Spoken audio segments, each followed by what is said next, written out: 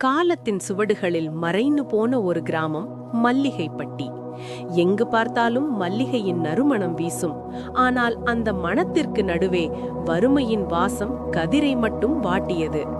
அவன் உழைப்பு கடலை போல பெரியது. ஆனால் அவன் கண்ட பலனோ ஒரு துளி நீரை போல சிறியது. சூரியன் உதிக்கும் முன்னே கதிரின் உழைப்பு தொடங்கிவிடும். ஆனால் அவன் சிந்திய வியர்வைக்கு அந்த நிலம் வஞ்சகம் செய்தது. வாடிப்போன பயிர்களை பார்த்தபோது அவன் இதயம் சுருங்கியது. எல்லோருக்கும் வாரி வழங்கும் பூமி தாய் எனக்கு மட்டும் ஏன் வெறும் மண்ணை தருகிறாள் என்று கதிரின் முதல் கண்ணீர் துளி அந்த வறண்ட மண்டில் விழுந்தது. வானத்தை பார்த்து அவன் ஏக்கத்தோடு கேட்பான், என் வியர்வைக்கு என்றுதான் விலை கிடைக்கும் என்று. பேராசை அவன் கண்களை மறைக்கவில்லை. ஆனால் வறுமை அவன் முதுகை வளைத்தது. ஒரு விடியல் அவன் வாழ்க்கையை மாற்றப் போகிறது என்பது அவனுக்கே தெரியாது. அன்று அந்த ஊருக்கு ஒரு மகாத்மா வந்தார். கதிர் அவரிடம் தன் வறுமையை கொட்டினான். அந்த முனிவர் சிரித்தார்.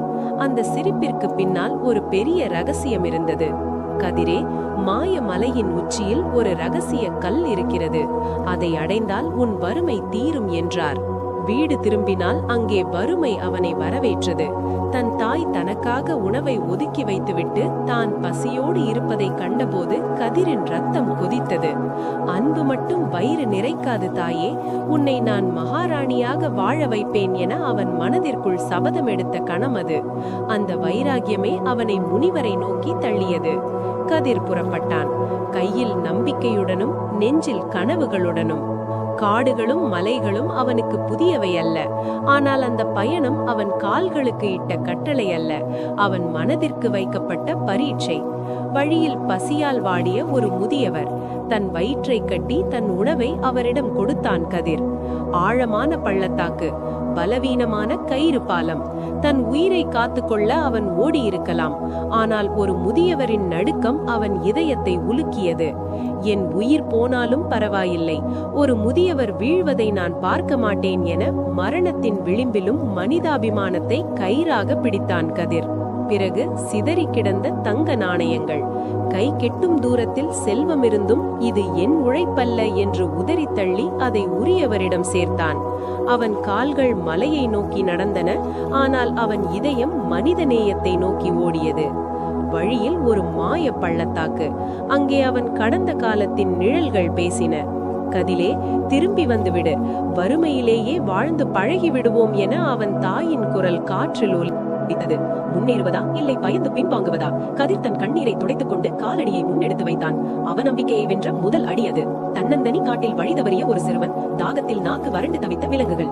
கதிர் அவன் இலக்கை மறந்தான். நான் ஒரு நாள் தாமதமாக சென்றாலும் பரவாயில்லை, ஒரு உயிர் பழைக்கட்டும் என்று நின்றான்.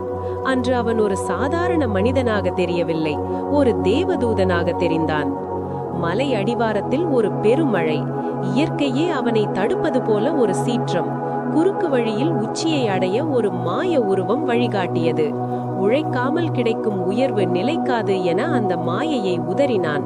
பசியும் களைப்பும் அவனை வாட்டினாலும் அவன் நேர்மை அவனை தாங்கி பிடித்தது. இறுதியாக அந்த மாயமலை, அதன் உச்சியில் மின்னியது அந்த அபூர்வக்கல். அதை தொடப்போன கதிரை ஒரு குரல் தடுத்தது. இந்த கல்லை எடுத்தால் நீ கோடீஸ்வரன், ஆனால் மலையின் நீரூற்று நின்றுவிடும், உன் கிராமம் பாலைவனமாகும் என்றது அந்த அசரீரி. கதிர் நின்றான். அவன் முன் தங்கம், பின்னால் ஆயிரக்கணக்கான மக்களின் உயிர். அவன் ஒரு நொடி கூட யோசிக்கவில்லை. என் செல்வம் என் மக்களின் சிரிப்புதான் என்று கூறிவிட்டு அந்த வைரத்தை அங்கேயே விட்டுவிட்டு திரும்பினான். வெறும் கையுடன் ஊர் திரும்பிய கதிரை பார்த்து முனிவர் மீண்டும் சிரித்தார். கதிரே, நீ எதையும் இழக்கவில்லை. வழியில் நீ காட்டிய நேர்மை உனக்கு ஒரு வேலையை தந்தது. நீ காட்டிய கருணை உனக்கு ஒரு நிலத்தை தந்தது. எல்லாவற்றிற்கும் மேலாக தியாகம் என்ற அழியாத செல்வத்தை உன் ஆன்மா அடைந்து விட்டது என்றார். பணம் ஒருவனை தூங்க வைக்கும், ஆனால் பண்புதான் ஒருவனை நிம்மதியாக வாழ வைக்கும். கதிர் அன்று உணர்ந்தான், உண்மையான செல்வம் என்பது பெட்டியில் பூட்டி வைப்பதல்ல, பிறர் இதயத்தில் நாம் சேர்த்து வைக்கும் அன்புதான்.